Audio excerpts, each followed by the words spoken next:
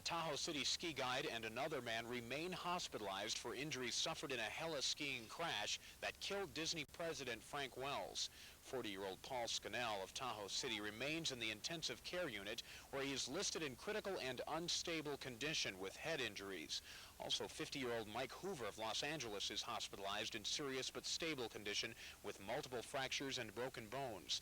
The helicopter crashed after a ski outing in the Ruby Mountains Sunday afternoon. Dean Adractis, Channel 13 News. Experts say the mountain snowpack that supplies water to much of California is so thin that only reservoir supplies are sparing the state from a return to drought hardships. State workers measured the snowpack at less than 1/3 of normal on Thursday in one spot in the Sierra Nevada along Highway 50 east of Sacramento. Some cities will receive as little as 1/2 normal supplies this summer as a result. But water officials also say in drought-hardened California, that should be enough to avoid mandatory rationing. Dean Adractis, Channel 13 News.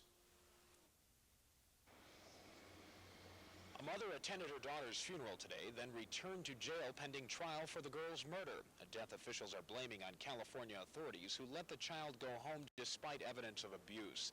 Terry Jean Garcia Ortiz was escorted by sheriff's deputies to her 4-year-old daughter Letizia's funeral in Woodfords. Garcia Ortiz faces an April 7th preliminary hearing on a murder charge. She sat by herself at the funeral, weeping most of the time, but was allowed to visit with family and friends. She's charged with beating her daughter to death with a glass baby bottle at a ranch near Genoa, where her husband works. Dean Adractis, Channel 13 News. Vowing that he would do nothing to hurt a neighboring state, Utah Senator Orrin Hatch has promised to vote against a 4% gaming excise tax, which is being considered by the Clinton administration. The tax, which is being suggested as a means of funding welfare reform, would cost Nevada casinos some $225 million a year and could cost as many as 30,000 jobs, according to state officials. Hatch, a Republican, says he's certain other members of his party will follow suit. A member of the Senate Finance Committee, Hatch says he'll vote against any gaming tax brought before that group. Dean Adractis, KRLT News.